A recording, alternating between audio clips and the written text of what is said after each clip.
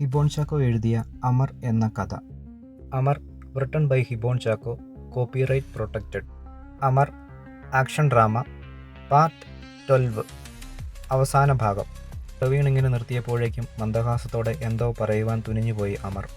എന്നാൽ പ്രവീൺ വീണ്ടും തുടർന്നു പറഞ്ഞു, സാറിപ്പോൾ ഒറ്റയ്ക്കാണല്ലോ, പോക്കും വരവും അങ്ങനെയല്ല, പഴയ പോലെ ഇവിടവുമായിട്ടൊരു കണക്ഷൻ ഇല്ലാത്ത പോലെ. അമർ നെറ്റിമെല്ലെ പഴയപടി ചുളിച്ച് നോക്കിയിരിക്കുകയാണ്. പ്രവീൺ ഇങ്ങനൊന്ന് നിർത്തി. പിന്നെ കൂട്ടിച്ചേർക്കും വിധം പറഞ്ഞു, വേറൊന്നുമില്ല സാർ, പറഞ്ഞെന്നേ ഉള്ളൂ. അമർ അങ്ങനെയുള്ള ഇരിപ്പ് അല്പം നേരെയാക്കിയതല്ലാതെ മറുപടിയൊന്നും പറഞ്ഞില്ല. മറുപടി പ്രതീക്ഷിക്കാത്ത വിധം 1-2 നിമിഷം കഴിഞ്ഞതോടെ പ്രവീൺ തൻ്റെ കർത്തവ്യങ്ങളിലേക്ക് മുഴുകുവാൻ മടങ്ങി. അമർ പഴയപടി തന്നെ തൻ്റെ ചെയറിൽ ഇരിപ്പ് തുടങ്ങി.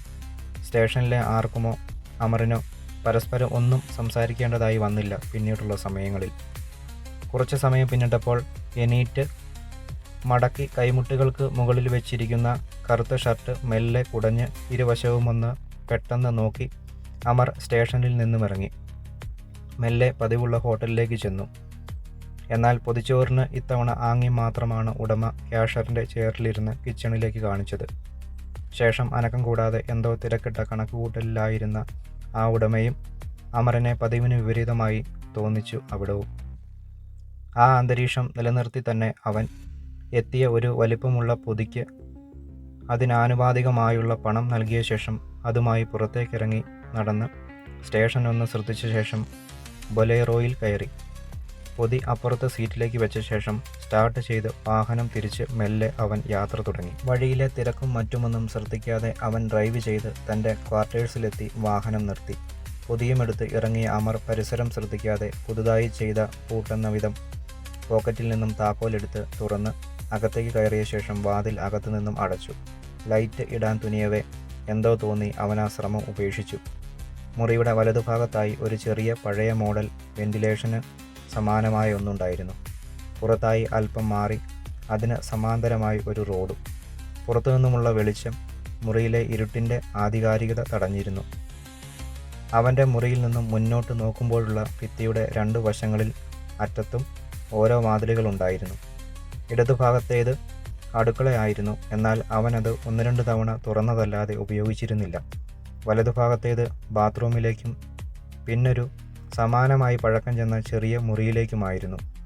പതിവ് പോലെ എന്ന വിധം ഭിത്തിയുടെ വശത്തു നിന്നും ടേബിളും ചെയറും വലിച്ചു നീക്കി കട്ടിലിൻ്റെ അവിടെ വരെ ഇട്ട ശേഷം അതിൽ കൊണ്ടുവന്ന പൊതി വെച്ച ശേഷം അതിലെ ഒരു പൊതി തുറന്നെടുത്ത് അതുമായി വലതുഭാഗത്തെ വാതിലിൻ്റെ കൊളുത്തുമാറ്റി തുറന്ന് വലതുഭാഗത്തുള്ള പഴകിയ ചില വീട്ടുസാധനങ്ങളും മറ്റും തള്ളിയിട്ടിരുന്ന ചെറിയ മുറിയിലേക്ക് കയറി. അവിടെ തുണിയാൽ കൈകാലുകളും വായയും ബലമായി തന്നെ ബന്ധിച്ചിട്ടിരുന്ന റോറിൻ നിലത്ത് ഭിത്തിയിലേക്ക് ചാരി ഇരിക്കുകയായിരുന്നു. ബന്ധിക്കപ്പെട്ടിരുന്ന അവന് അനങ്ങാനാകുമായിരുന്നില്ല. റോറിൻ തീർത്തും തളർന്നവശനായി കഴിഞ്ഞിരുന്നു. അവൻ്റെ മുഖത്തു തട്ടി പൂർണ്ണ ബോധത്തിലേക്കെത്തിച്ചുകൊണ്ട് അമർ പൊതിച്ചോറ് നീട്ടി. അവൻ വേണ്ട എന്ന അർത്ഥത്തിൽ തലയാട്ടി. 2-3 നിമിഷം പൊതി നീട്ടിക്കൊണ്ടിരുന്ന അമർ അതവിടെ വെച്ച ശേഷം വാതിലടച്ച് പുറത്തേക്കിറങ്ങി. പിന്നെ കൈ ശുചിയാക്കി തൻ്റെ പൊതിച്ചോറഴിച്ച് കഴിക്കുവാൻ തീരുമാനിച്ചു. ആദ്യ ഉരുള കഴിക്കുന്നതിന് മുൻപായി പതുപോലെ എന്ന വിധം അവൻ മുന്നിലെ ഭിത്തിയിൽ തറച്ചിരിക്കുന്ന തൻ്റെ അമ്മയുടെ ഫോട്ടോയിലേക്ക് നോക്കി. ശേഷം കഴിച്ചു തുടങ്ങി. 2 ഉരുള കഴിച്ചു കഴിഞ്ഞ് 3-ാമത്തേത് ഉയർത്തിയപ്പോൾ പുറത്തെ റോഡിലൂടെ എന്തോ പോകുന്നതിൻ്റെ എന്ന വിധം വെളിച്ചം വെന്റിലേഷൻ ഭാഗം വഴി ഫോട്ടോയിൽ പതിച്ചുപോയി. അവൻ ആ ഉരുള വായിൽ വയ്ക്കാതെ അല്പനിമിഷങ്ങൾ അമ്മയുടെ ഫോട്ടോയിലേക്ക് വീണ്ടും നോക്കിയിരുന്നു പോയി. തൻ്റെ ചുറ്റുപാടും പൂർണ്ണ നിശബ്ദമാണെന്ന് ആ നിമിഷങ്ങളിലൊന്നിൽ അവന് തോന്നിപ്പോയി. ആ ഉരുള തിരികെ പൊതിയിലെ ചോറിലേക്ക് ഇട്ട് അത് മടക്കി ഭദ്രമാക്കി അവിടെ വെച്ച ശേഷം കൈ കഴുകി മുൻപ് തുറന്ന വാതിൽ തുറന്ന് റോറിൻ്റെ അടുക്കലേക്ക് ചെന്നു.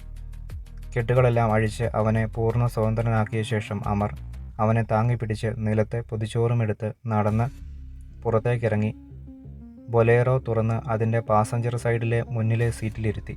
പൊതിച്ചോറ് അവൻ്റെ മുന്നിൽ ഡാഷ്ബോർഡിൽ വെച്ച ശേഷം അമർ തിരികെ അകത്തേക്ക് പോയി.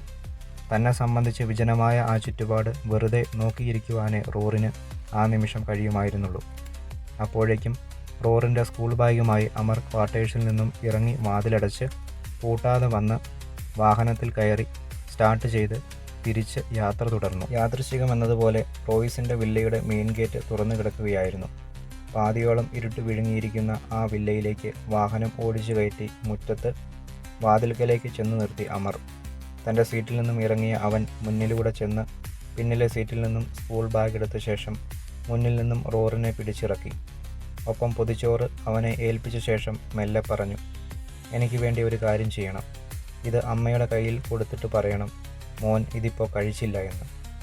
അവശത അല്പം വകവയ്ക്കാതെ എന്ന വിധം റോറിൻ മറുപടിയായി മെല്ലെ തലയാട്ടി.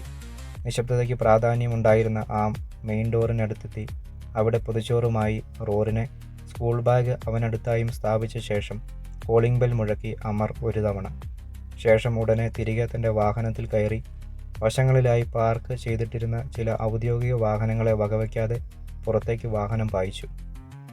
ക്വാർട്ടേഴ്സിലെത്തി വാഹനം നിർത്തി ഇറങ്ങിയ ശേഷം പൂട്ടാതെ ഇരുന്ന വാതിൽ തുറന്ന് അകത്തേക്ക് കയറി. അതടച്ച ശേഷം ഒരിക്കൽ കൂടി കൈ ശുചിയാക്കി അടച്ചു വെച്ചിട്ട് പോയ പൊതിച്ചോറിന് മുന്നിൽ ഇരുന്നു അമർ. ശേഷം അത് തുറന്നു. ഭിത്തിയിലെ തൻ്റെ അമ്മയിലേക്ക് നോക്കിയ ശേഷം അവൻ ഒരു നിമിഷം തൻ്റെ ഇരുകണ്ണുകളും അടച്ചുപോയി. പിന്നീട് അവ തുറന്ന് പൊതിയിലേക്ക് തൻ്റെ തലയൽപ്പം കുനിച്ചെന്ന വിധം ഓരോ ഉരുളയായി അത് വാരി തിന്നു തുടങ്ങി അമർ. കഥ അവസാനിച്ചു. Amar, written by Hibon Chacko, copyright protected.